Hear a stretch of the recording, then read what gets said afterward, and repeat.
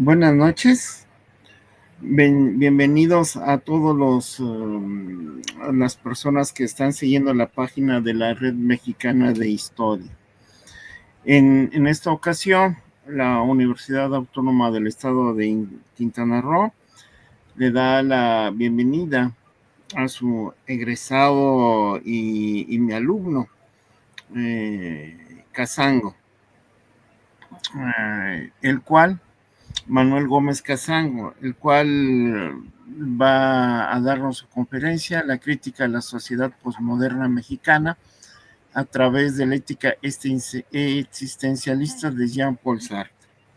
Voy a dar una breve semblanza de Casango. Tiene una experiencia laboral como profesor en el Centro de Estudios Técnicos en Idiomas y Computación desde el año 2014 hasta la actualidad, por lo cual ha trabajado en el manejo de plataformas digitales para la enseñanza de la modalidad virtual y a distancia. Es el responsable del área de Humanidades y Ciencias Sociales.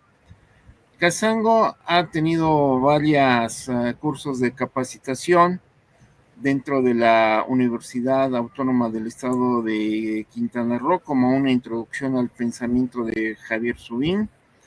Al igual ha participado en organizaciones como el Cuarto Encuentro Nacional de Estudiantes de Humanidades, organizado por nuestra propia Universidad de Quintana Roo, y también en esa ocasión dio un discurso sobre el conocimiento cartesiano. De igual manera, en el año 2012 participó como asistente en el taller de filosofía alemana de Kant a Peter Sloterdijk por nuestra Universidad de Quintana Roo. Ha trabajado en la organización del quinto encuentro de estudiantes de humanidades de nuestra universidad, dando conferencias como el concepto de la Santísima Trinidad, enfoque teológico y metafísico y lógico en el mismo quinto encuentro de estudiantes de humanidades. Ha participado en diplomados organizados por la Universidad de Quintana Roo y la Secretaría de Cultura, como fue el Seminario de Arte Virreinal del año 2012. También ha dado conferencias en la Secretaría de Cultura y en eventos de la misma organización del Estado de Quintana Roo, la Secretaría de Cultura, como una exposición fotográfica del arte virreinal del sur de Quintana Roo, siglos XVI y XVIII, y un seminario de tesistas en el cual participó como la crítica a la sociedad posmoderna mexicana a través de la ética existencialista. Sin más pormenores, le doy la bienvenida y tiene el uso de la voz Casango. Adelante, por favor. Gracias, doctor Juan Manuel Espinosa Sánchez, doctor de Historia de la Universidad Autónoma de Quintana Roo. Fue mi maestro, gran preceptor del conocimiento histórico en la península de Yucatán. También agradezco a la Red Mexicana de Historia por este espacio que nos dan y este esfuerzo que hace para llevar la cultura, las artes a todos los rincones de México y más allá, ¿no? A través de estas plataformas virtuales como lo es Facebook, como lo es YouTube, etcétera, ¿no? Y bueno, muy agradecidos con todos los que están el día de hoy aquí escuchando esta conferencia. Yo me siento agradecido por todo este trabajo incansable que ha hecho la red, la doctora Michelle, todo el equipo que hay detrás de esta red. Y pues muchas gracias por difundir aún más el trabajo de los que venimos a poner nuestro granito de arena en cuestiones humanísticas, en cuestiones de la historia, la filosofía, el arte, etcétera. Y bueno, y sin más preámbulo, pues comienzo esta exposición. Bueno, primero que nada, un poquito sobre mi trabajo, lo que les vengo a presentar el día de hoy. La conferencia virtual que vengo hoy a proponer es la crítica a la sociedad posmoderna mexicana a través de la ética existencialista de Jean-Paul Sartre, descrita en su exposición El existencialismo es un humanismo.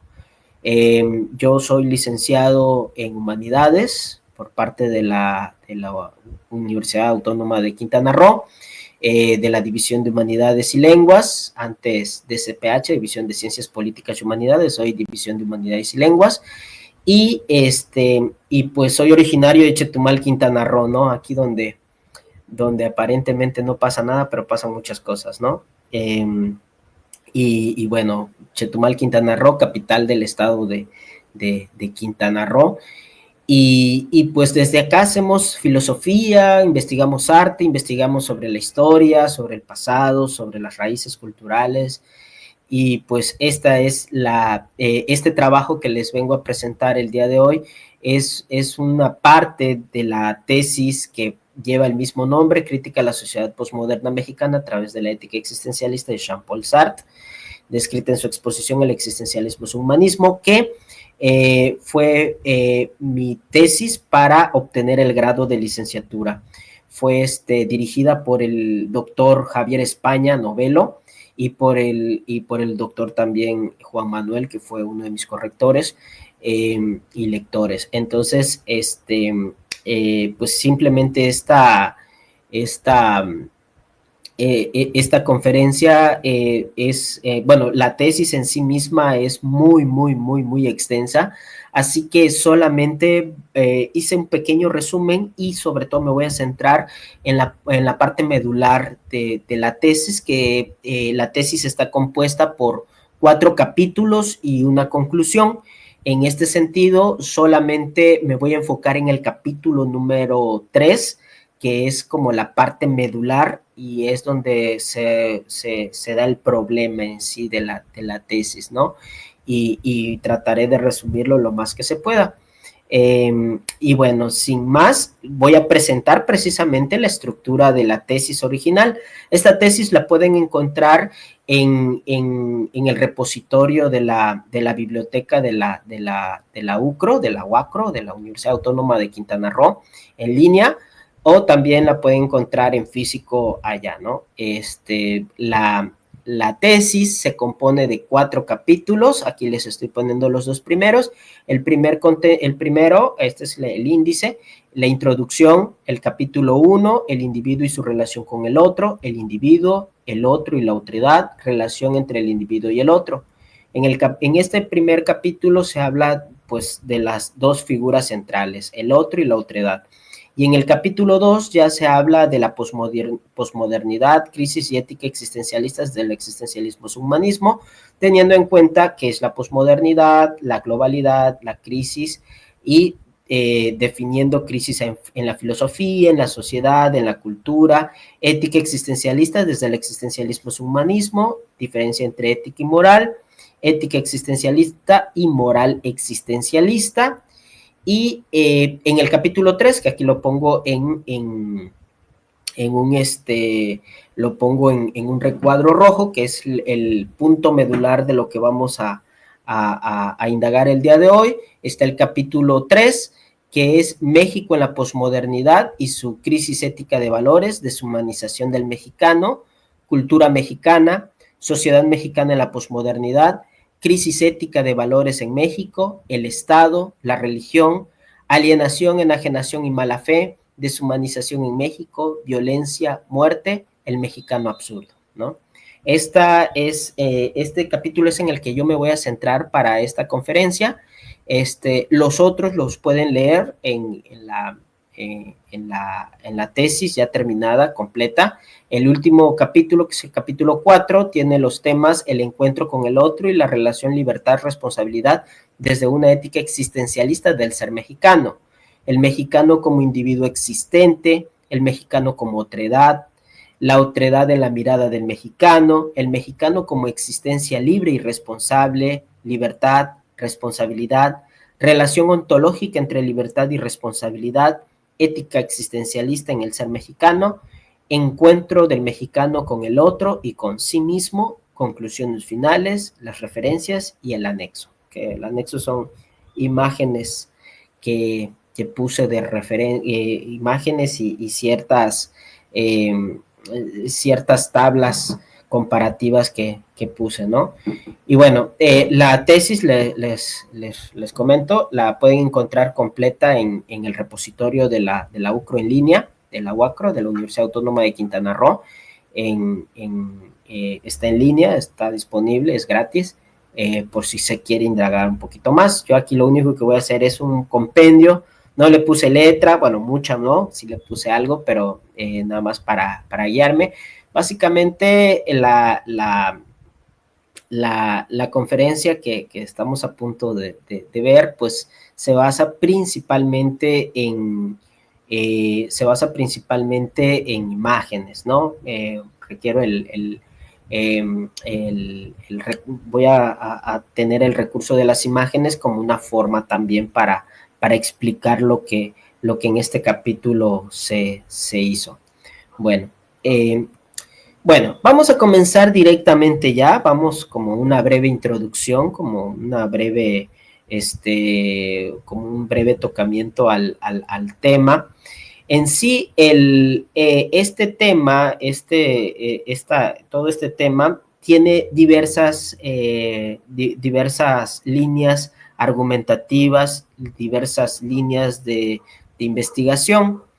Lo que hicimos en este trabajo fue básicamente unir 3 líneas.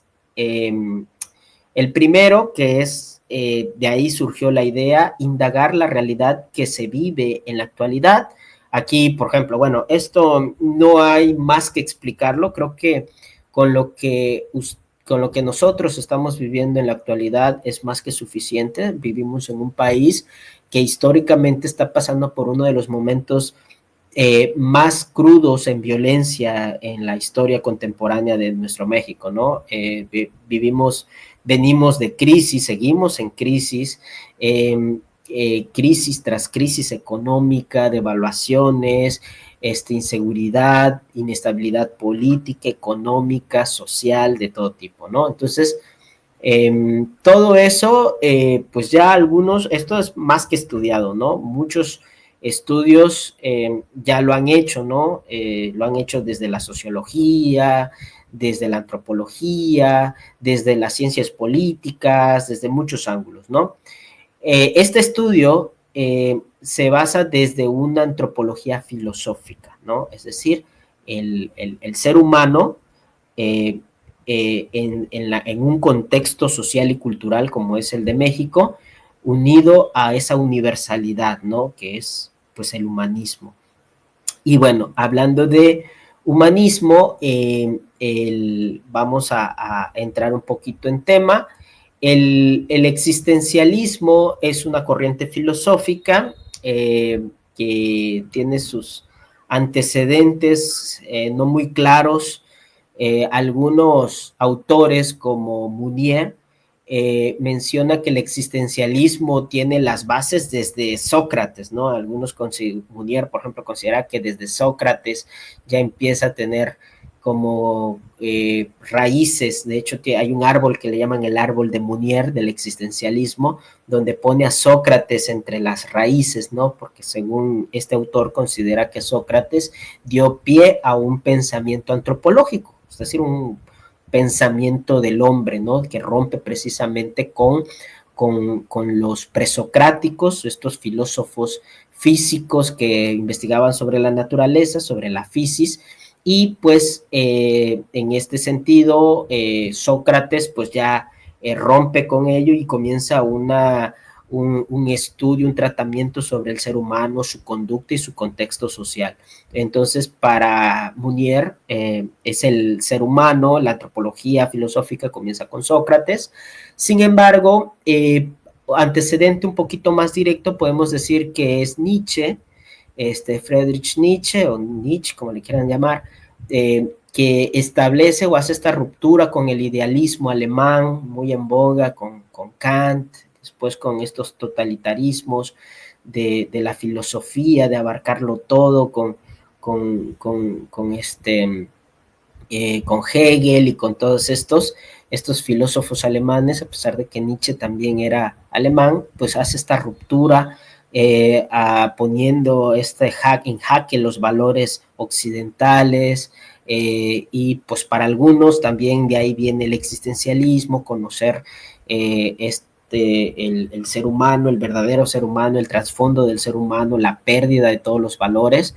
Y también, irónicamente, también algunos consideran que Nietzsche también es el padre pues de la posmodernidad, del que se hablará más adelante, ¿no?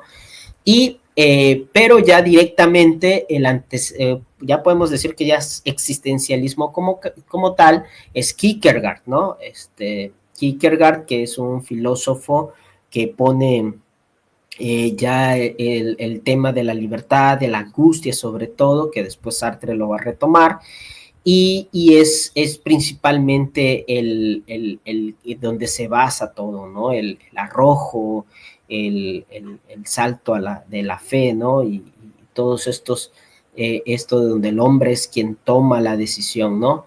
Obviamente se va a popularizar y el propio Sartre lo reconoce en el existencialismo, es un humanismo, lo reconoce que Heidegger lo considera un existencialista en el sentido de que hace una ontología existencial, ¿no? Que para algunos no es lo mismo, pero para Sartre pues, menciona que sí, y que pues es quien pone la base precisamente de lo que es el estudio óntico-ontológico, ¿no? Que no es otra cosa más que el estudio del ser humano en un contexto. Luego van a venir algunos otros filósofos derivados de Heidegger, entre ellos Sartre, y Sartre se considera a sí mismo existencialista,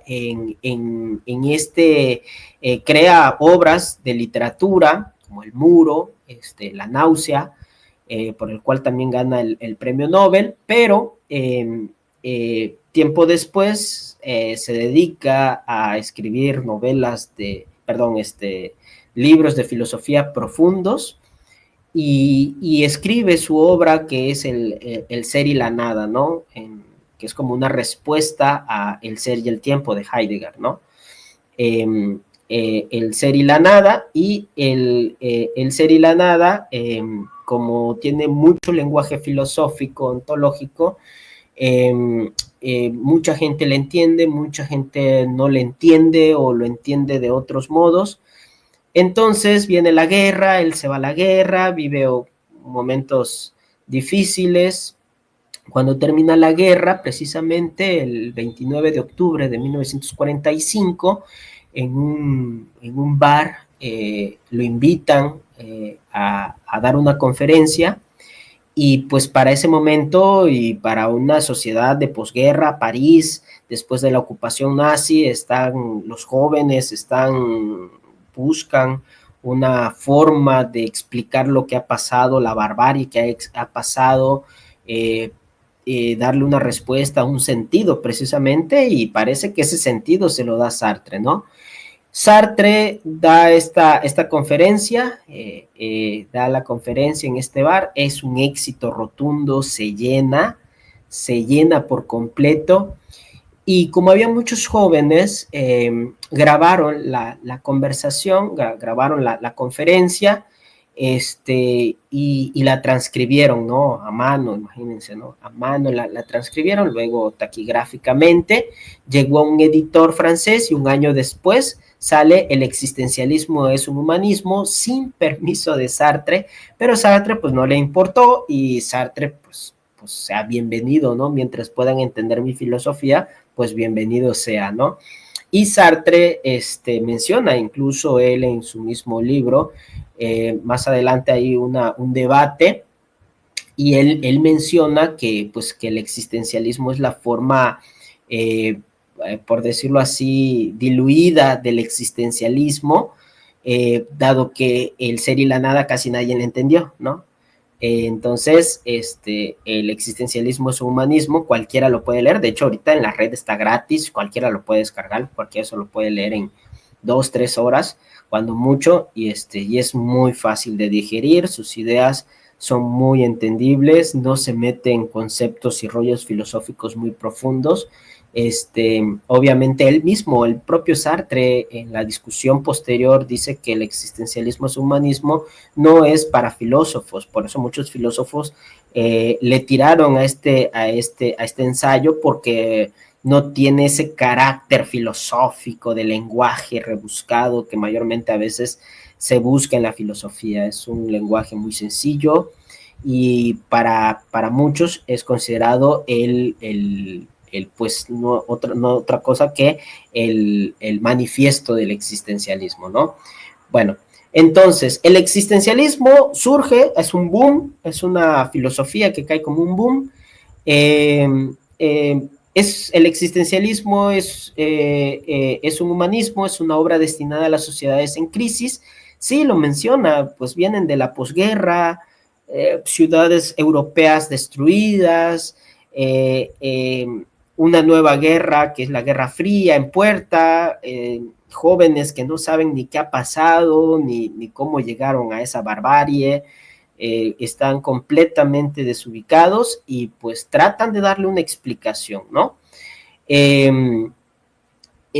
No se sabe con certeza cómo es que el existencialismo pudo tener tantas repercusiones en los jóvenes de esa época, pero pues muchas hipótesis mencionan pues de que precisamente esa pérdida de sentidos les hizo como mucho sentido, irónicamente, ¿no? En la forma en la que Sartre expone de que su propio movimiento filosófico es ateo, y el propio Sartre menciona que hay diferentes tipos de existencialismos: el cristiano, el metafísico, el ateo, que él decía que Heidegger y él son los representantes del existencialismo ateo. Y pues esa parte del existencialismo ateo tal vez le llamó la atención a los jóvenes de esa época, ¿no? Teniendo en cuenta también que, siguiendo las ideas del realismo ruso, por ejemplo, incluso del romanticismo del siglo XIX, trae ahí alguna mezcolanza, un olorcillo por ahí a pesimismo, a nihilismo nietzscheano, de Schopenhauer. Entonces, unido a lo que acababa de pasar en Europa y todo lo destruido, la desesperanza, la tristeza, la muerte, pues les hizo mucha mella, ¿no? Les hizo mucho sentido, el sinsentido precisamente de la vida, ¿no? Antecedentes. El existencialismo a través de la historia, pues ya lo vimos, es un recorrido que hemos visto. En la actualidad, ¿cómo anda el existencialismo? Pues anda trastabillando, porque obviamente nuevas corrientes filosóficas ya la dejaron atrás. Algunos filósofos existencialistas todavía tienen esta postura existencialista, todavía utilizan el existencialismo de Sartre, y ahorita está más como popularizado el absurdismo de Camus, que también fue primero amigo de Sartre, luego fue enemigo mortal de Sartre, pero pues es como esa corriente filosófica, sobre todo del absurdismo de Camus, que está más impregnado en la academia. En cuanto a Sartre, se ha quedado como una forma de ver la existencia, ¿no? Más como una forma de vida, como una forma de captar los problemas de la sociedad. El existencialismo a través del tema ético, pues aquí hay una gran problemática, porque muchos consideran que no hay una ética existencialista, dado que el existencialismo se basa precisamente en el ser, ¿no? Es decir, no hay Dios, y como no hay Dios, estamos arrojados a la nada. ¿Y qué es la nada? La libertad, ¿no? Yo construyo mi propio destino, soy el arquitecto de mi propio destino, y al momento de ser el arquitecto de mi propio destino, al momento de elegir, me construyo, soy lo que elijo y elijo lo que soy. Entonces, me voy construyendo conforme yo voy eligiendo. No hay justificantes, no hay nada, no hay determinantes ni justificantes. ¿Qué significa esto? No hay nadie que me diga que yo soy así, sino que yo mismo voy a crearme a mí mismo en el sentido de la propia existencia. Es decir, conforme voy existiendo, voy siendo. Y por lo tanto no hay un Dios que me diga que yo soy así, o un estado, o algo que me determine. Incluso Sartre va hasta, se mete con el psicoanálisis y dice, no hay inconsciente, no hay totalidades, como lo menciona, como lo menciona la dialéctica marxista, por ejemplo, o determinismos históricos, como lo menciona Marx. Sin embargo, Sartre se une después al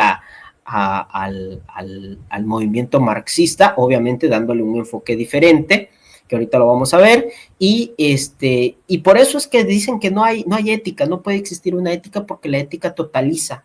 Entonces, si la ética totaliza y tenemos a un filósofo que nos dice que todo es subjetivo, entonces no hay ética. Sí hay ética, pero esa ética es una ética de totalizaciones y destotalizaciones, que lo vamos a ver más adelante. Se expondrán algunos autores mexicanos, también acá, dentro de la tesis se expusieron algunos autores mexicanos, en este caso Antonio Caso, algunos que no eran tampoco filósofos, pero que hablaron más o menos del tema filosófico. Por ejemplo, Octavio Paz, que fue embajador de Francia, y cuando estuvo allá escuchó mucho sobre los existencialistas franceses, tuvo ahí algunas conversaciones con algunos existencialistas, entre otros, ¿no? Ramón Chirau, que tampoco ninguno fue en sí existencialista, podríamos decirlo como tal, pero muchos jugaron con esta idea del ser, sobre todo, no tanto de la parte de Sartre, ¿no? Del existencialismo francés, salvo Octavio Paz, que no era tan filósofo, sino era más literato, pero mucho de la influencia fue más bien por Heidegger, por Alemania. Entonces, pues de ahí se viene, ¿no? ¿Qué se trata de exponer? Se expondrán algunos autores mexicanos que han tratado la mexicanidad también, han tratado de hacer este mismo análisis, el mexicano como un ser que es inauténtico, en pocas palabras, que eso ya lo veíamos en varios autores mexicanos. Descripción del problema. ¿Cuál es el problema central? Bueno, se basa en dos preguntas fundamentales. ¿Por qué la violencia en México? Que eso es fundamental. Esta tesis yo la hice comencé a hacerla en el año 2020 aproximadamente, terminé por ahí del 2023, 24 me parece, 24, sí, y durante todo ese tiempo pues fuimos testigos de la violencia, cómo iba en escalada la violencia, y bueno, aquí pongo algunas imágenes, ¿no? Bueno, lo que ya es muy habitual en las portadas de muchos periódicos, en las portadas de muchos noticieros. Queremos paz, los jóvenes exigiendo paz, ante las brutalidades, desapariciones forzadas, asesinatos que se viven en el país, ¿no? Pero también acá tenemos, acá tenemos imágenes también, ¿no? De violencia generalizada. Pero tenemos la otra parte, la segunda pregunta. ¿Cuál es el problema de la filosofía posmoderna? Vamos a unir estas dos preguntas en una sola respuesta. En este sentido, aquí pongo, por ejemplo, dos imágenes. Una que es una imagen muy abstracta de un Jesucristo con diferentes imágenes, porque sentí que esta imagen representa la posmodernidad, que es esta época hablando de Camus, de absurdo, pero no el absurdo de Camus, sino más bien de un sinsentido, más que absurdo, un sinsentido de la realidad, ¿no? Una forma de entrever la realidad entrecruzada, dividida, fragmentada, y qué mejor que dentro de nuestra cultura popular, los memes, ¿no? Los memes, que precisamente habla de esta ruptura entre los valores tradicionalistas, pero también que habla de un momento histórico que es muy diferente, que ya no es el mismo. Aquí, por ejemplo, vemos ¿no? Es una imagen de los Simpson, dice, es México, güey, capta, ¿no?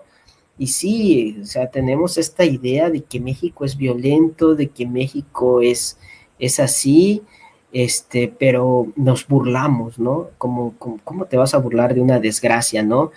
México en la actualidad vive una crisis sin precedentes de seguridad y aún así somos capaces de burlarnos en las redes sociales con memes, ¿no? Entonces, ¿cuál es el sentido que tiene esta sociedad?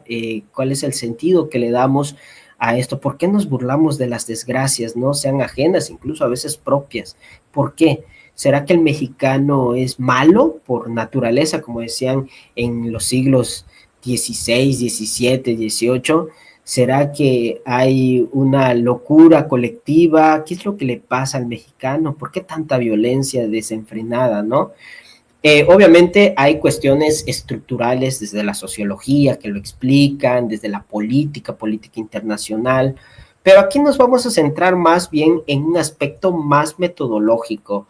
El planteamiento del problema que se propone es que el existencialismo va a tener una relación con la realidad mexicana. Por lo tanto, si bien es cierto y no se deja de lado esto, no se niega que hay estructuras como la economía, como las políticas de los gobiernos en turnos, como las desigualdades estructurales que hemos vivido de antaño, de que son explicadas por diferentes corrientes historicistas, economistas, e incluso desde la psicología. Vamos a ver solamente vamos a dar una pequeña explicación desde la filosofía y teniendo en cuenta al existencialismo, sobre todo de Sartre. Lanzamos una hipótesis, una posible crisis de valores hay en México, pero ¿debido a qué? Y es cierto, acá pongo una imagen, ¿no? Pérdida de valores, ¿no? Esto hasta en la televisión no los dicen, en la primaria yo lo escuchaba desde que era niño, cuando iba a la primaria, es que en México ya se están perdiendo los valores, ¿no? Y decíamos, ay, sí, pobre, ¿no? Incluso las campañas que hacía Televisa, ¿no? ¿Tienes el valor o te vale, no? Y decíamos, me vale, ¿no?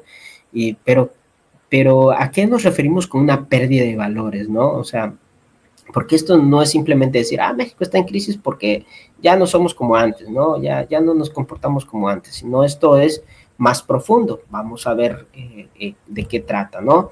La postura de México en la posmodernidad, pues la postura de México en la posmodernidad, pues es una postura que todavía no tiene una postura, es decir, es una impostura la que tiene México, debido a que hay fenómenos que atraviesan al propio mexicano, ¿no? Que son fenómenos internacionales, nacionales, propios, culturales, sociales, etcétera. México está a su vez, hay una crisis que lleva implícita fenómenos sociales como la globalización, la homogenización, aspectos éticos como la deshumanización, ¿no? Todo esto. Pero ¿de dónde nos viene todo esto, no? De que puedo estar comprando mi café en Starbucks, mientras afuera hay niños que literalmente no han comido en 1 o 2 días, ¿no? Limpiando parabrisas.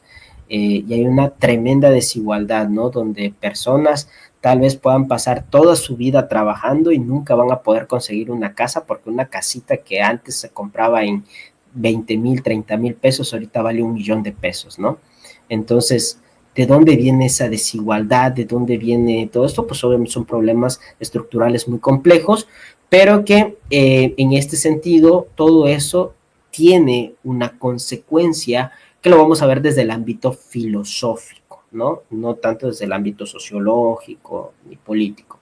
La sociedad mexicana afronta la despersonalización y el egoísmo propias del ser humano como individuo, pero que se hace más notorio en esta etapa de la historia, la posmodernidad. Y bueno, más adelante vamos a explicar qué es la posmodernidad, ¿no?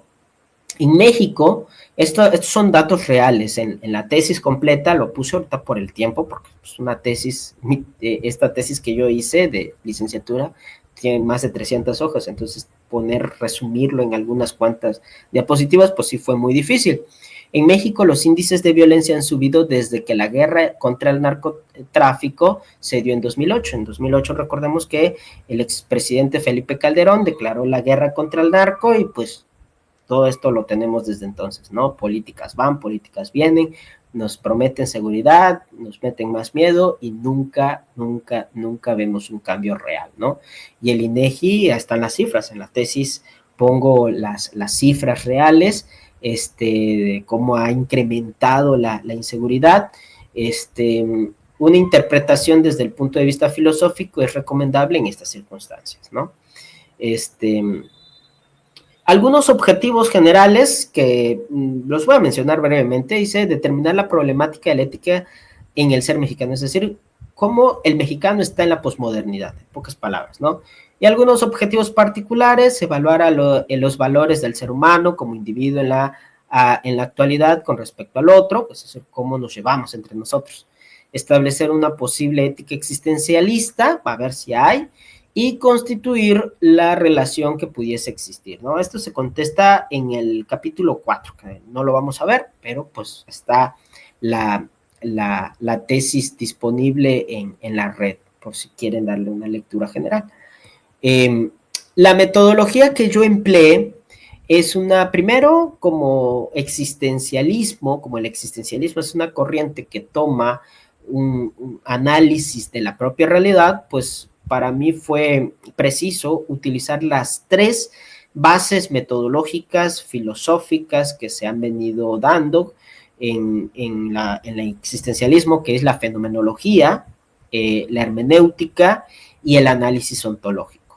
En este capítulo 3, sobre todo va a estar más la fenomenología y la hermenéutica, ¿no? La fenomenología como este método para suspender los juicios y ver precisamente la realidad a partir de un enfoque meramente objetivo, desde como decía Husserl, ¿no? La hipogé, ¿no? De suspender el juicio y comenzar a reconstruir la realidad con nuevas inventivas, ¿no? La hermenéutica, que va por lo general unida a la fenomenología, que es la interpretación de los elementos culturales, sociales, políticos, etcétera, en este caso, para crear filosofía. Hay una dialéctica, sí, una dialéctica, pero no en la dialéctica del tipo hegeliana o del tipo marxista, sino más bien una dialéctica, como Sartre lo menciona en la crítica a la razón dialéctica. Precisamente Sartre tiene un libro que se llama Crítica a la razón dialéctica, donde él precisamente une el existencialismo con el marxismo. Y en pocas palabras, resumidas cuentas, él dice que la dialéctica, como deben de saber, hay una tesis, hay una antítesis y hay una síntesis, ¿no? Según Hegel, la totalización viene dada por precisamente el individuo, la sociedad que se enfrenta a ello, y surge precisamente la historia, ¿no? El motor de la historia es la totalización de las cosas. Para Marx es la lucha de clases, ¿no? Esta contienda entre el proletariado y la burguesía, que viene desde el amos y esclavos, desde la edad antigua, que es una dialéctica, una cadenita que es ininterrumpida, y que sigue y sigue y sigue, y que según Marx, esto va a terminar el día que el proletario tome los medios de producción y pues venga la dictadura del proletariado. Sartre, en lo que hace en la crítica de la razón dialéctica, es que le da la razón a Marx, pero dice que no es un determinismo histórico, no es la historia quien lo determina a partir de las relaciones sociales de producción, sino que son los individuos que a partir de la voluntad de millones de individuos crean precisamente, por ejemplo, la revolución proletaria.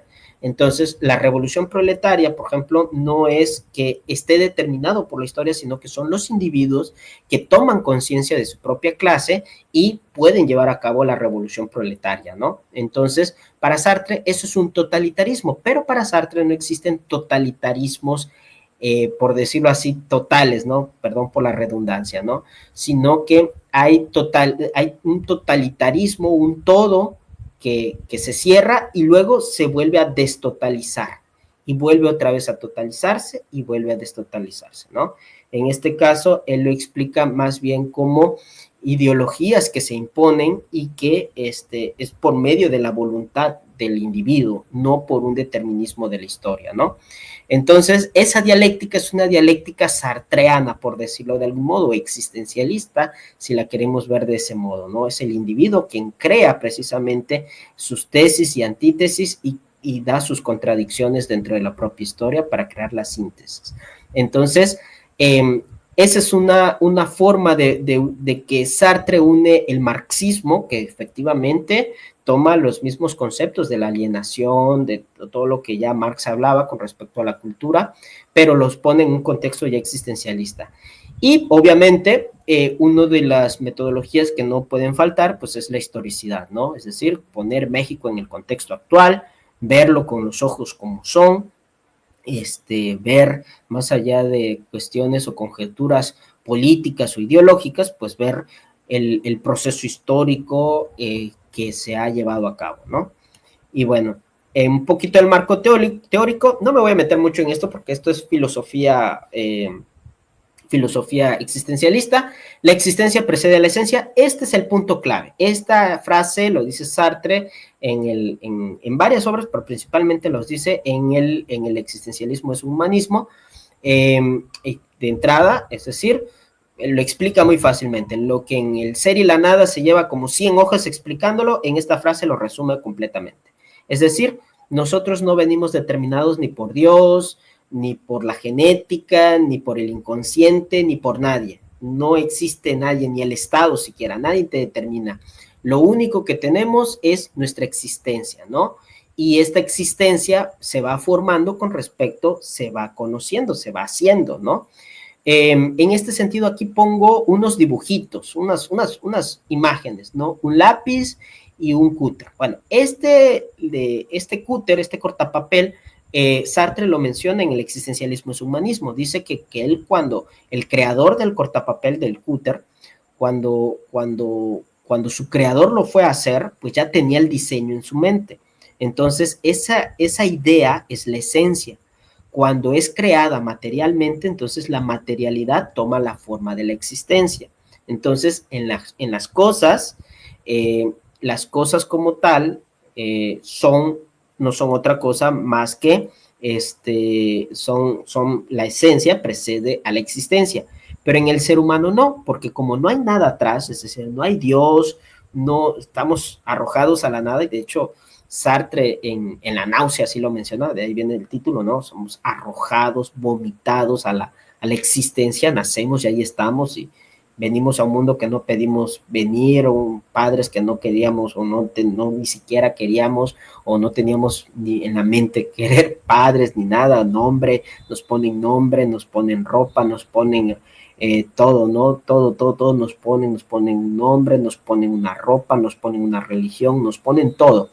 Entonces, Sartre va a decir que somos libres, pero las circunstancias nos vuelven, nos restringen esa libertad, pero es en apariencia porque en realidad tenemos esa libertad, ¿no? Entonces, cuando somos rebeldes, cuando nos rebelamos en contra de aquello que se nos ha establecido, entonces empezamos a existir. Somos lo que hacemos. En este caso, la existencia, yo precede a la esencia, porque soy yo primero y luego viene la idea. No es que venga la idea primero y luego sea yo, ¿no? Como en el cristianismo. Dios crea al hombre a su imagen y semejanza, o en el marxismo la determinación histórica, ¿no? De la lucha de clases. Aquí no hay. Primero comienzo siendo yo soy lo que quiero y yo me voy formando, ¿no?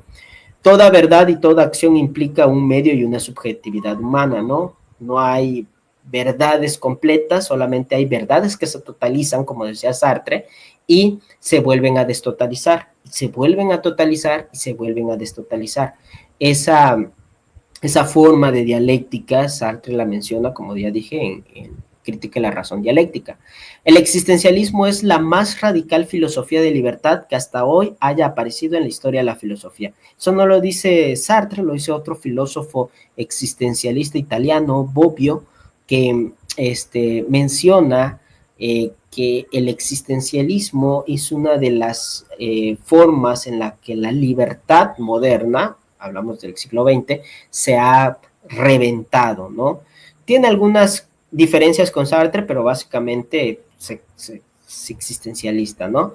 La responsabilidad y la angustia existencial, esto es igual fundamental en la filosofía existencialista, no solamente la de Sartre, sino de otros más, como Kierkegaard. Como no hay nadie, no hay justificantes, nadie me determina, no sé a qué viene este mundo, pues yo elijo. Pero al elegir también hay una carga de responsabilidad porque todos mis actos tienen consecuencias. Ahí es donde entra la ética. Entonces sí hay una ética. Entonces no puedo elegir nomás por elegir. No puedo elegir, por ejemplo, matar a 1 millón de personas. Lo puedo hacer, pero hay una consecuencia y esa consecuencia es precisamente la responsabilidad. Entonces esa responsabilidad me crea una angustia. La angustia de saber que estoy en el mundo, que estoy rodeado de los otros y ese otro, la elección que yo tomo afecta al otro y también me angustio por esa elección. Si yo, por ejemplo, decido un día no ir a trabajar, por ejemplo, por quedarme a dormir, puede ser que sea mi, como decía Sartre, mi elección originaria, pero puede ser que eso contenga otras repercusiones, ¿no? Que me puedan despedir o que me puedan, no sé, o que me puedan dar un regaño en mi trabajo, etcétera, ¿no? Pero si es lo que yo quiero y que verdaderamente es lo que yo deseo, lo puedo hacer, ¿no? Entonces, en una parte Sartre menciona que si te dan a elegir, por ejemplo, entre carne y carbón, puedes elegir el carbón para comer, ¿no? Te dirán loco tal vez, pero es tu elección originaria, ¿no? Es tu libertad, ¿no? Entonces, la libertad estalla en el ser como esa elección, pero que también nos causa angustia, ¿no? Cuando no sabemos qué vamos a hacer, por ejemplo, cuando somos adolescentes o estamos estudiando una carrera y decimos, ¿qué va a ser de mi futuro? ¿Qué voy a hacer cuando vamos a ser padres, ¿no? ¿Qué me depara, ¿no? Esa es esa angustia que a veces hemos sentido, se puede decir, ¿no? Que es una angustia existencial, pero va más allá de simplemente una elección cualquiera, ¿no? Sartre dice que es una elección originaria que nos va a crear un efecto de angustia profundo, ¿no? En el cual nosotros podemos incluso no tener ninguna elección, ¿no? Sin embargo, Sartre también nos dice que estamos condenados a la libertad, estamos condenados a elegir, ¿no? Estamos condenados a elegir y siempre vamos a elegir. Hasta el no elegir es una elección, ¿no? Entonces, ahí entra la angustia existencial. El individuo como proyecto, pro, a favor, yecto, arrojado. Es decir, el ser humano es algo que está a favor de lo arrojado. Es decir, estamos siempre arrojados, ¿no? El otro, que es aquel que es igual a mí, pero que es diferente a mí. Es decir, que lo veo, que tiene una cabeza, que tiene extremidades, brazos, piernas, pero que de alguna u otra manera es diferente a mí. Y el encuentro. ¿Qué es el encuentro? Sartre le llama encuentro a esa unión que puede existir entre el yo pensante, el yo racional, con ese otro que tal vez es racional, no lo sé porque no lo conozco, pero ¿cómo? ¿No? Ahí entra, por ejemplo, la otredad, ¿no? Y entran cuestiones que Sartre en su momento criticó mucho, como la colonización, ¿no? Como los europeos veían a los africanos, por ejemplo, ¿no? Y cómo consideraba a Sartre que los europeos veían a la cultura como una forma de dominación. Y sí, al final, pues eso Sartre lo empezó a decir, pero ya ahorita ya se estudia comúnmente y es algo, ¿no? Que la cultura al final, el capital cultural es una forma también de dominación, ¿no? Y bueno, bueno, aquí puse mucha letra, pero bueno, lo voy a resumir de una forma más fácil. Hay conceptos como el humanismo. ¿Qué es el humanismo? No voy a hablar del humanismo, del renacimiento, porque el humanismo en sí comienza en el renacimiento, con los humanistas, pero pues en este sentido voy a hablar ya de un humanismo como lo entendemos en la actualidad, que no es otra cosa más que una vuelta al hombre, ¿no? Al ser humano, desde una antropología filosófica, eso lo explica Cassirer, lo explica desde una forma de ver al ser humano, que está sustentado en la mera subjetividad, como lo mencionaba Buber, y bueno, a través de un análisis fenomenológico y ontológico, que eso lo va a decir Sartre, ¿no? Ahora, en sí, ¿qué es el humanismo? El humanismo es simplemente ver al ser humano en su totalidad desde una óptica pues moderna, ¿no? Moderna en el sentido del siglo XX, del siglo XIX, siglo XX, incluso hasta la actualidad comenzamos a hablar de humanismo, ¿no? Y las famosísimas humanidades. Ahora, comenzamos ahora a tener el otro concepto que es la posmodernidad. Bueno, la posmodernidad viene de un movimiento, no confundir posmodernidad con posmodernismo, viene de un movimiento artístico que era el posmodernismo, que es una corriente artística que va a estar en contra de los anteriores movimientos, sobre todo del realismo, del romanticismo del siglo XIX y también de las vanguardias, ¿no? Como todas aquellas que salieron del psicoanálisis, como todos estos movimientos literarios, el cubismo en la pintura, el dadaísmo y todos estos los ismos, ¿no? Estos son producto, según los posmodernos, de la modernidad, ¿no? Algunos autores mencionan que estos ya son posmodernos, incluso algunos mencionan que el existencialismo es posmoderno, ¿no? Sin embargo, el posmodernismo evolucionó a una forma de pensamiento y esa forma de pensamiento se volvió una filosofía, que es la filosofía posmoderna.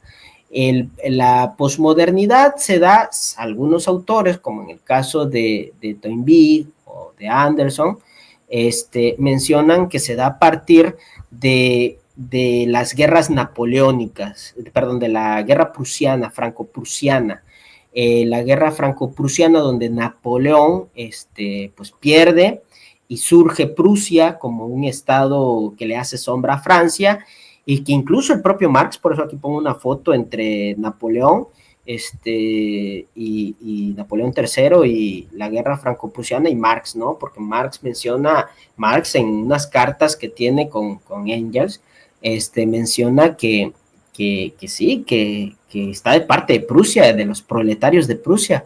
Luego se dará cuenta que Prusia pues es otro estado colonizador totalitario y pues se pone en contra de Prusia, ¿no? Pero en un primer momento un joven Marx está a favor de Prusia. Entonces ahí lo que estamos viendo no es otra cosa más que el fin del poderío francés en Europa, la ascensión de un nuevo poderío vecino a Francia, que es Prusia, y bueno, a partir de ahí también empieza una nueva forma de burguesía, que ya era más bien pequeño burguesa, donde el proletario empieza a organizarse también, donde empieza a haber movimientos sociales, socialistas, podríamos decir, y que ya estábamos viviendo, según Anderson, en una época posmoderna, ¿no? Ya habíamos pasado incluso el liberalismo de la Revolución Francesa, de los ilustrados franceses, y ya estábamos en una nueva conformación, ¿no? Una conformación en donde no hay un determinismo y por lo tanto la realidad se fragmenta, ¿no? Aquí vemos un no Dios, el ser humano sin creador, por eso es que muchos consideran que el existencialismo es posmoderno, ¿no? Pero a diferencia de esto, la posmodernidad no llega a ningún sentido.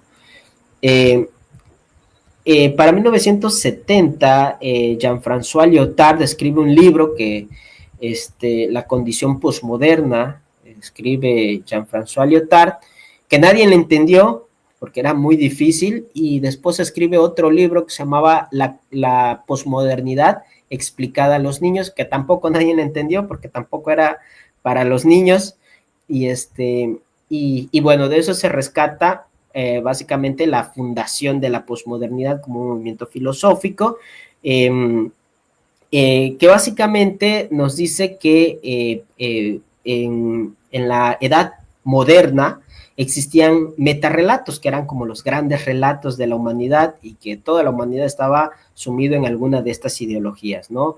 Que era el liberalismo, que era el cientificismo, que era el marxismo y el cristianismo, ¿no? Y que en la posmodernidad, pues estos ya carecían de sentido, ya no tenían ya esa totalización que hablaba Hegel, pues ya había desaparecido. Los sujetos de la historia ya no son el proletario, la burguesía, ya están despersonalizados, ya no hay sujetos posicionales del discurso ideológico, es decir, cualquiera puede ser el sujeto posicional, y de hecho lo vemos, ¿no? Ahorita desde una cámara yo puedo ser youtuber y tener 1 millón de reproducciones solamente por hacer un baile tonto, ¿no? En TikTok. Entonces el discurso, el sujeto posicional cambia, ya no es el líder que da discursos extensos, sino puede ser cualquiera, ¿no? Y ya no hay ideologías, ¿no? Ya las ideologías han desaparecido, todo es reconciliable, ¿no? Según la posmodernidad. Aquí vemos, por ejemplo, aquí puse, ¿no? Un marxista comiendo en McDonald's, ¿no? Bueno, la ética, ¿qué nos dice la ética? Bueno, la ética nos dice que, pues, hay bueno y malo, que hay pero va más allá del bueno y malo, nos dice que la ética es una metamoral, es decir, es el estudio de las morales. Pero, ¿cómo? ¿Qué es la moral y qué es la ética? Bueno, eso nos lo enseñan desde la secundaria, creo, ¿no?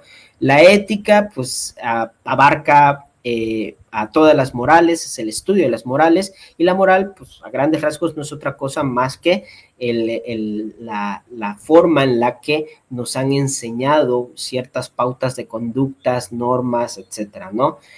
La familia, los amigos, etcétera, nos van formando una idea de lo bueno y de lo malo.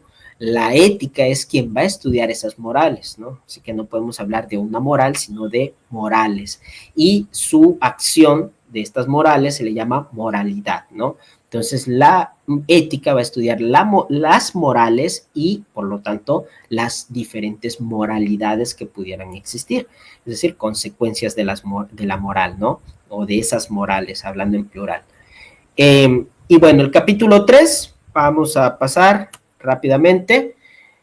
La cultura mexicana. Bueno, viendo el análisis, como dijimos, desde un análisis fenomenológico y hermenéutico, tomo como base a Octavio Paz y El laberinto de la soledad, ¿no? Que es quien habla del mexicano en extenso, pero también a Samuel Ramos y otros filósofos, ¿no?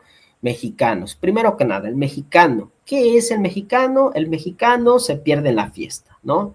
Tenemos la figura internacionalmente conocida del mexicano con el zarape, el tequila, la pistola y el sombrero charro, el bigotote, durmiendo bajo un cactus, ¿no? O en el estadio de fútbol, gritando con su chela, etcétera, ¿no? La fiesta. Pero también históricamente, desde el mexicano contemporáneo, tenemos la figura del macho mexicano viviendo en una cantina. Octavio Paz nos menciona que estas normas de comportamientos y reglas, el mexicano se las ha impuesto a sí mismos a lo largo de generaciones, ¿no? Eso es la heteronorma, somos heteronormados, es decir, alguien nos impone normas. Y esto nos dice Octavio Paz, viene desde la educación, ¿no? La chancla voladora, la famosísima chancla voladora, ¿no?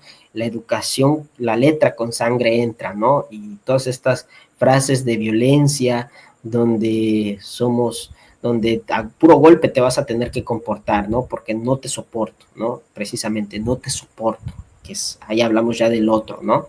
Entonces, la sociedad mexicana en la posmodernidad, pues ya lo conocemos, el neoliberalismo que se da en el siglo XX en toda América Latina, que viene muy tarde a México, pero que al final viene a partir de estas reformas privatizadoras, la globalización, México a partir de Carlos Salinas de Gortari entra, bueno, desde antes, pero básicamente fue la mayor expresión del neoliberalismo, fue Carlos Salinas de Gortari, y que nos inserta en este mundo de de consumismo, de abrir las fronteras, de ser globalizados, porque esa es la panacea, ¿no?, de la economía. Y bueno, al consumir, al entrar al abrir las fronteras, pues entran también nuevas pues nuevas mercancías, nuevos productos que se consumen y entre ellos también ideologías que también son consumibles.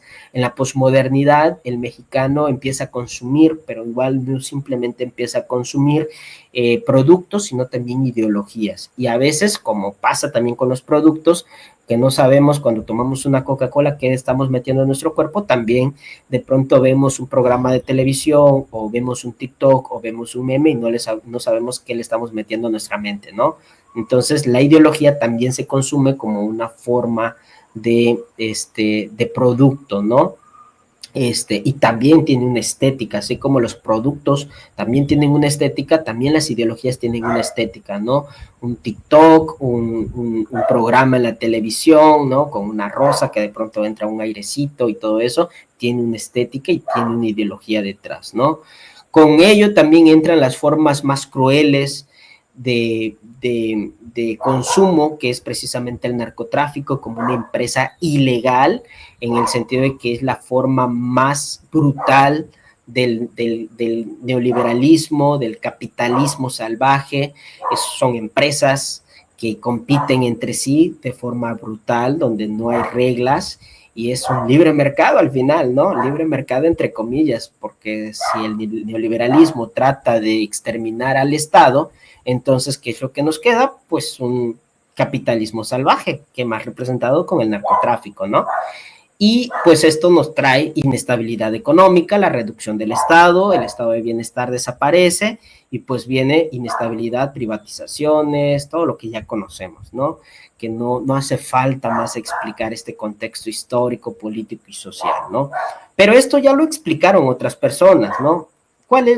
¿Qué es lo que nos tiene en ese momento histórico? ¿Por qué nos tiene en ese momento histórico?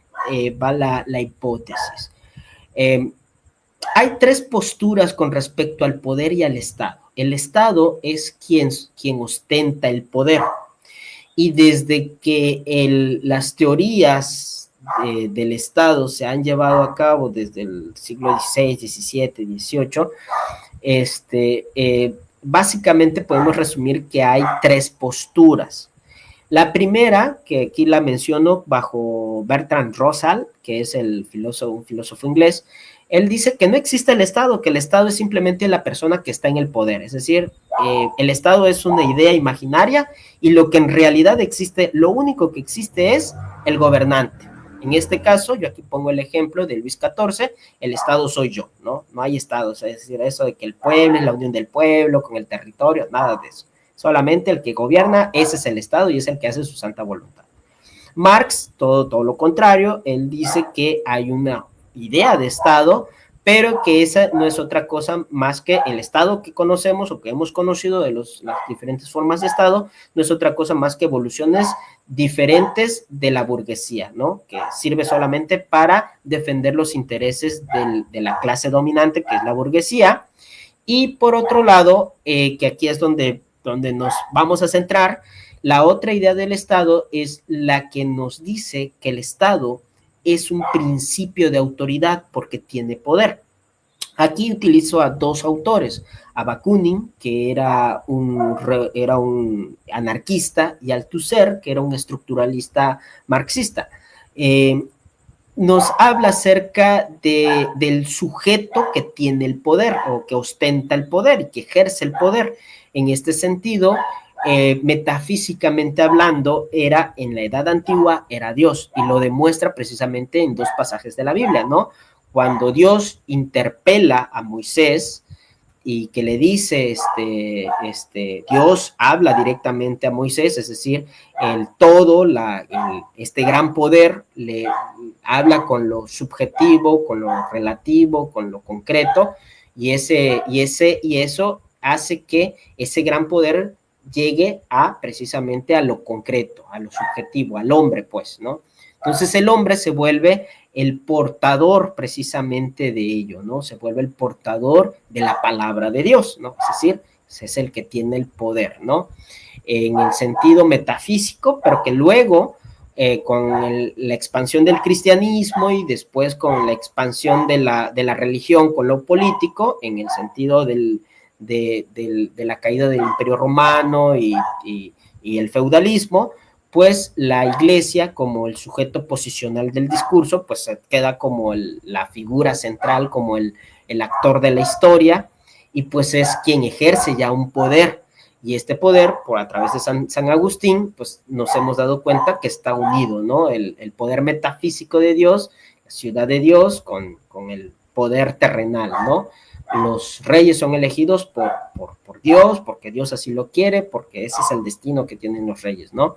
Entonces, ese poder, cuando se da la ruptura, cuando viene el Estado, cuando viene la clase burguesa ascendiendo, y destrona a la aristocracia, en la Revolución Francesa, ese poder metafísico, que ya venía siendo un poder político, limitado, pero político, pasa precisamente a un poder mayor, que es el de la democracia.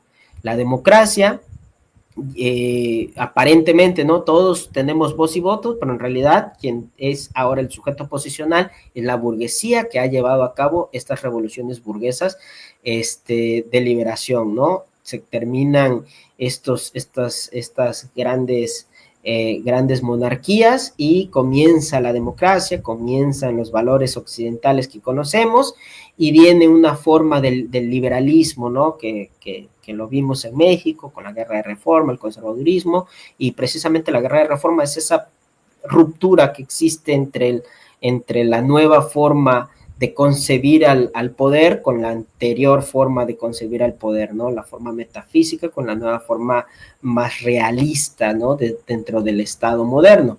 Sin embargo, ¿qué pasó? Pues ese se vuelve el Estado, se vuelve un principio de autoridad, y ese principio de autoridad es el metafísico que le va a dar la esencia, o que desde diferentes posturas filosóficas le va a dar una moralidad al ser humano, como en el caso de Immanuel Kant con el imperativo categórico, o le va a dar una forma de Estado, como el Estado de Derecho de las naciones modernas, la democracia, una forma de gobierno, etcétera. Es decir, el ser humano ya está determinado, que es precisamente lo que critica Sartre, ¿no? Y la esencia, ya el Estado te está dando la esencia, ¿no? Eres mexicano desde que naces aquí, entonces ya estás determinado por el Estado que eres mexicano, entonces estás determinado a pensar de cierta manera, a hacer de cierta manera. Ahí está el meollo de todo este asunto. Si estamos determinados a partir de una forma metafísica, entonces entran los problemas que Sartre menciona, la mala fe, la inautenticidad. ¿Por qué? Porque estamos determinados. Yo soy así porque soy mexicano. Yo soy dicharachero, soy fiestero, soy borracho, pues soy mexicano, ¿no? Pues yo, perdón, ¿no? Lo que voy a decir, a mi vieja le pego porque soy macho mexicano, ¿no? Y nos justificamos bajo una cultura, bajo ciertos patrones que creemos que es un principio de autoridad que nos da una esencia, ¿no? Entonces, a partir de aquí, nos viene determinado en la posmodernidad la religión, ¿no? La religión que también sirve como un vehículo de esperanza, pero también esa esperanza es una esperanza metafísica basada en algo físico, es decir, en un determinismo que hay detrás. Así, por ejemplo, se pierde la unión verdadera de Dios con el ser supremo, que en las religiones anteriores era la religión con el ser superior, con el ser, con un ser que puede ser cualquier tipo de cualquier corriente naturalista, como por ejemplo la tierra, el agua, el fuego, etcétera, ¿no? Entonces deja de ser una forma precisamente de ser supremo natural y se convierte en algo metafísico y poderoso, ¿no? Que eso es lo importante. Entonces, al perder ese poder, creemos que Dios nos ha abandonado, ¿no? Entonces tenemos que volver a dar esa religación, volver a ligarnos con ese Dios. El problema es que las nuevas formas posmodernas nos los mencionan a partir de una práctica determinista, es decir, por ejemplo, el Evangelio de la Prosperidad, cree en Dios y vas a ser millonario, ¿no? Porque tú en algún momento fuiste millonario, pero perdiste la gracia de Dios, vas a volver a ser millonario, ¿no?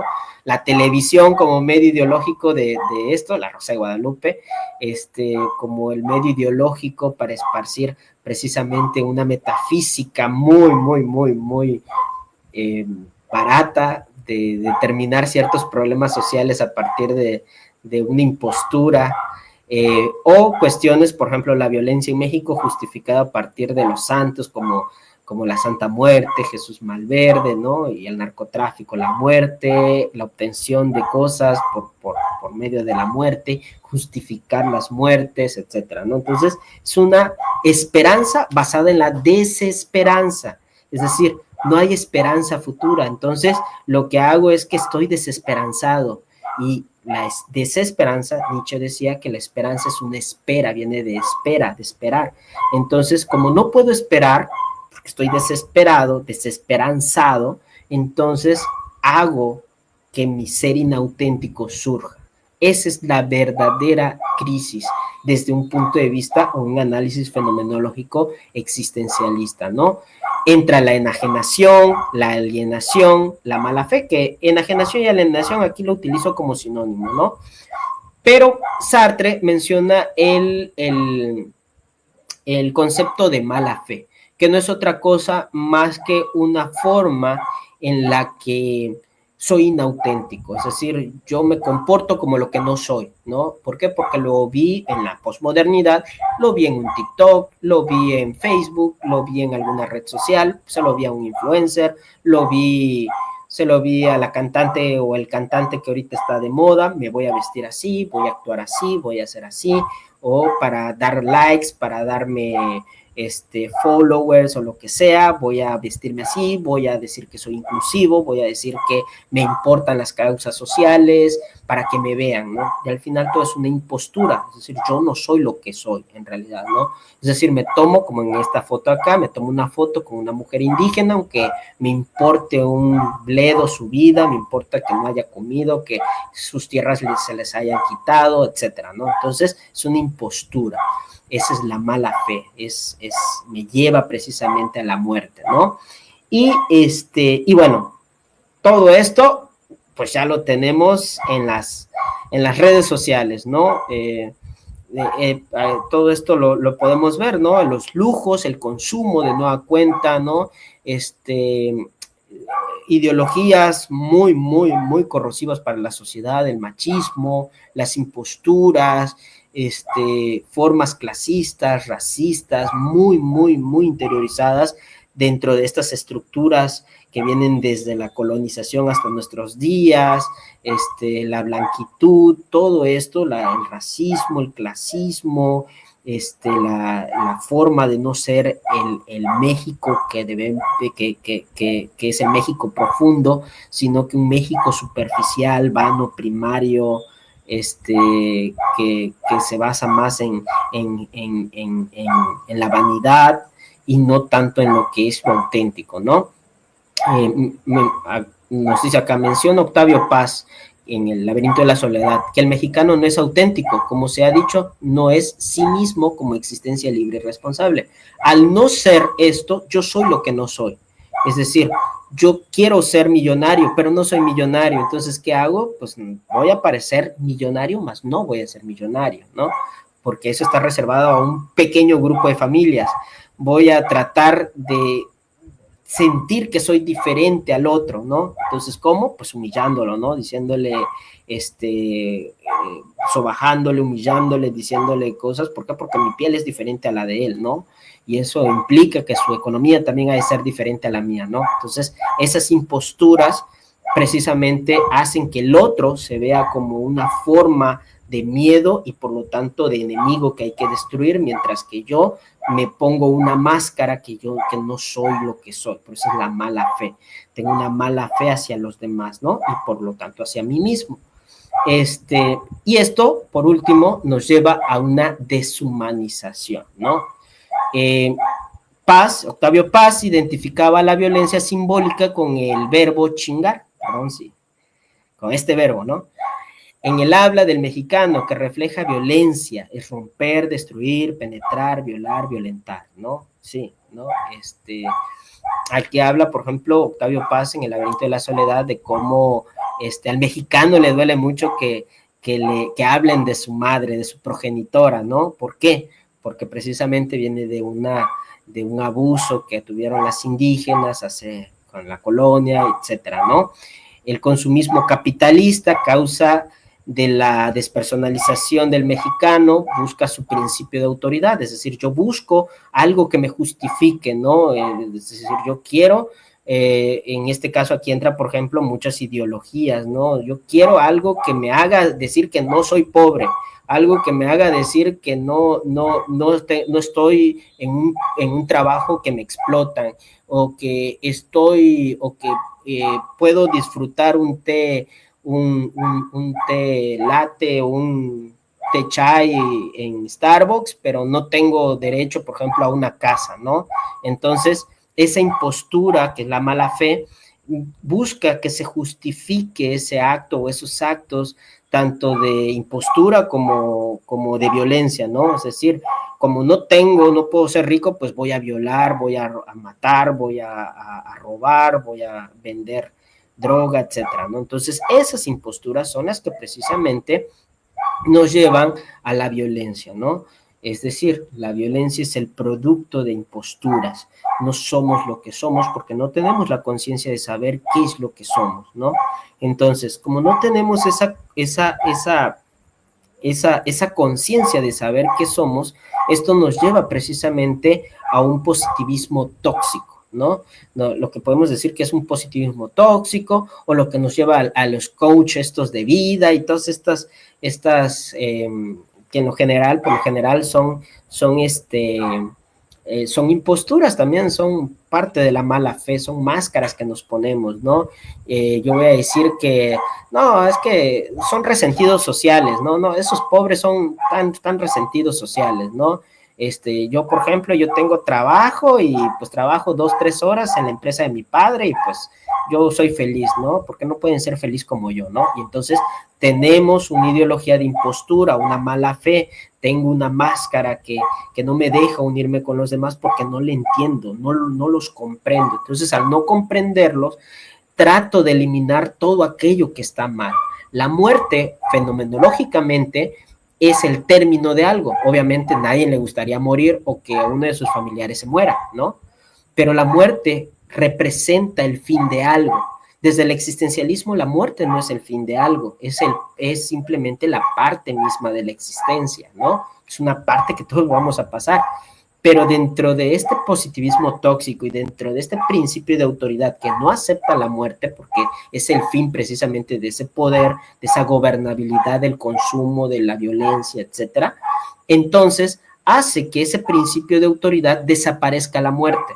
Por eso es que vemos muchos productos que nos retrasan la vejez, tenemos miedo a morir, tenemos miedo a parecernos viejos, etcétera. Entonces, hacemos todo lo posible para que no suceda eso, ¿no? Pero esto, irónicamente, nos lleva a la angustia que hablábamos al principio.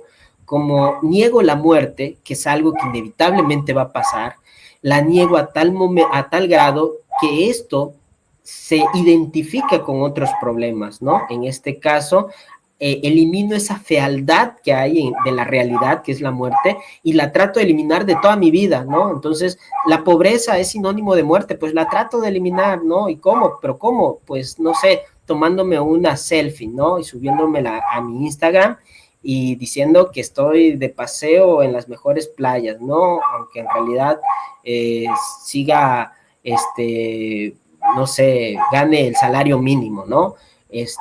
Pero ya traté de ocultar ahí la muerte, ¿no? La fealdad, lo feo, lo que no debería de estar en esta realidad, ¿no? Entonces, esto me lleva a muchas imposturas. Dentro de, obviamente, unido a muchas estructuras sociales, como lo es la desigualdad, la pobreza, políticas fallidas, etcétera, esto hace que muchas personas desesperadas puedan optar por varios caminos. En esta libertad que el propio Sartre dice, pues podemos optar por la mala fe.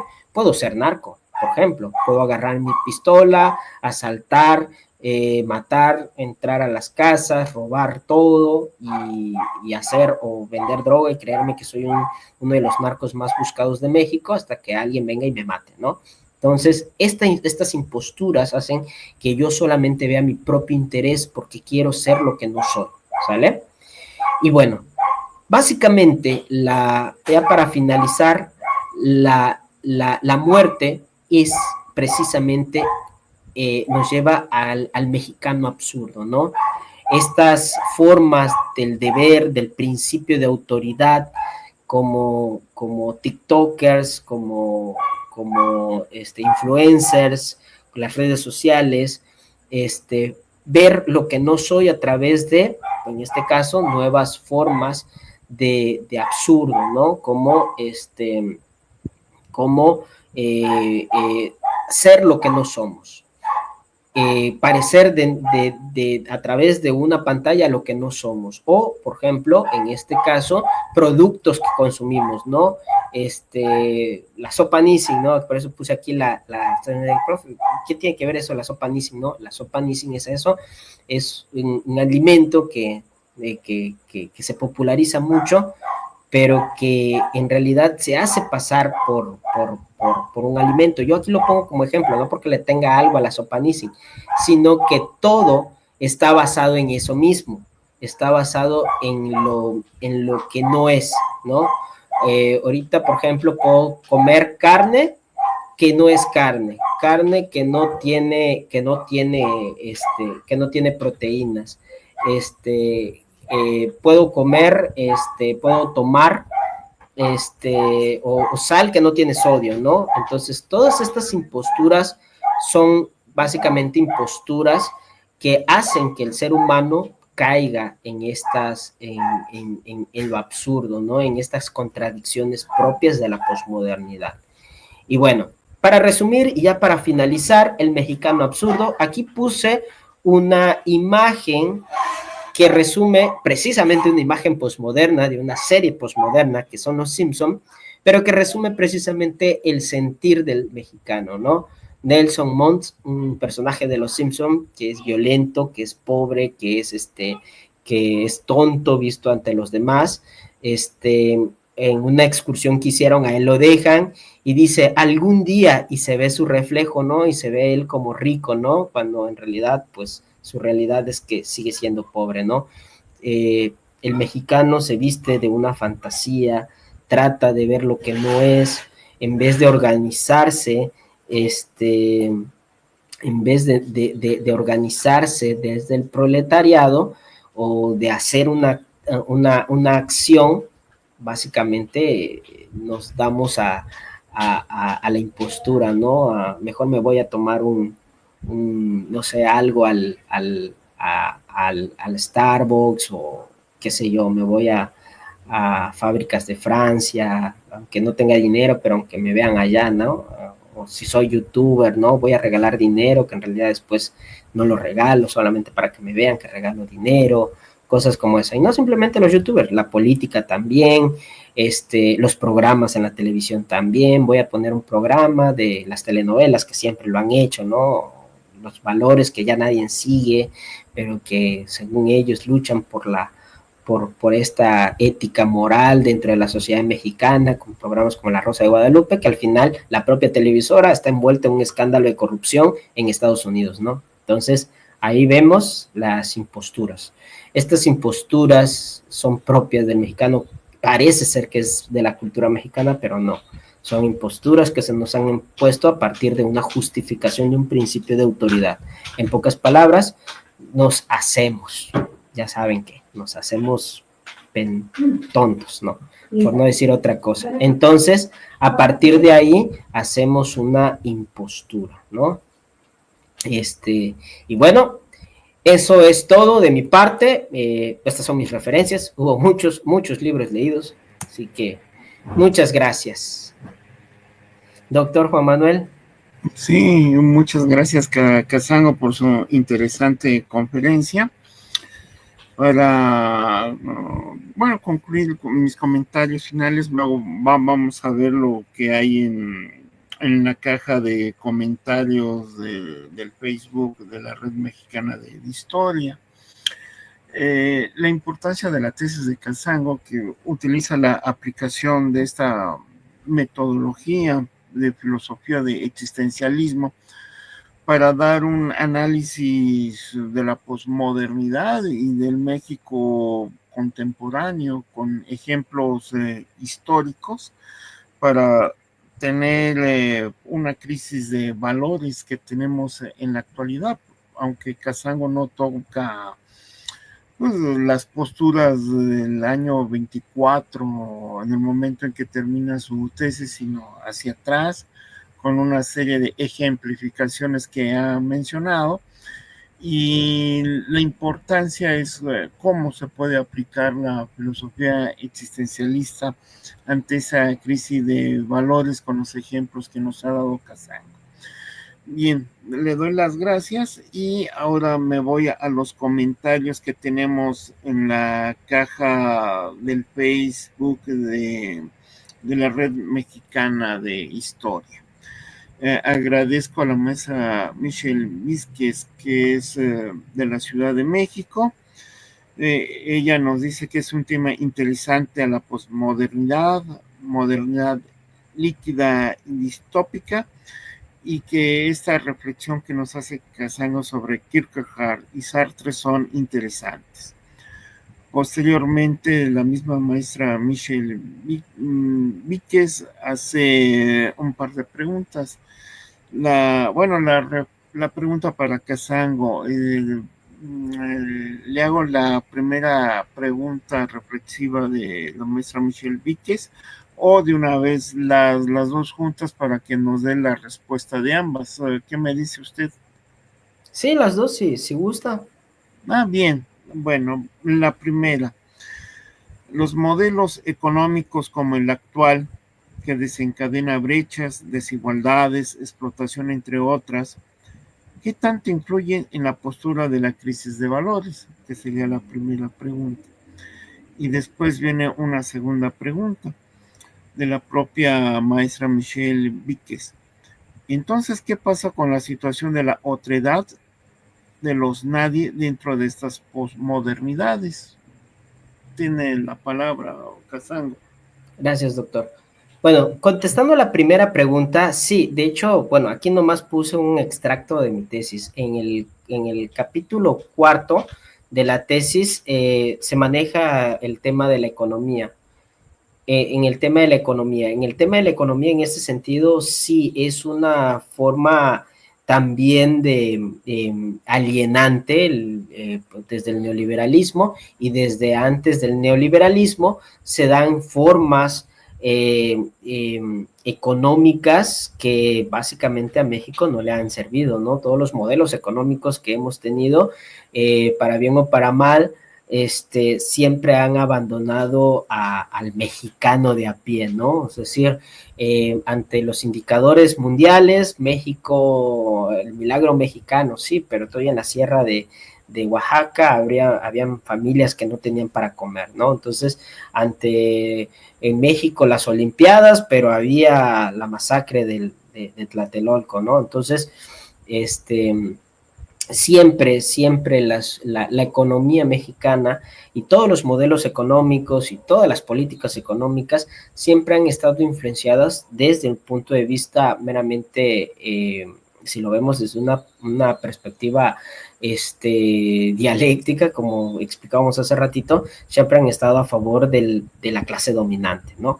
Entonces, esa clase dominante mantiene todavía el poder, a pesar de que han habido, según transformaciones, porque en realidad siguen siendo las mismas posturas ideológicas de la clase dominante, que defiende el capital, defiende su propio capital a partir de la exclusión de los otros, ¿no?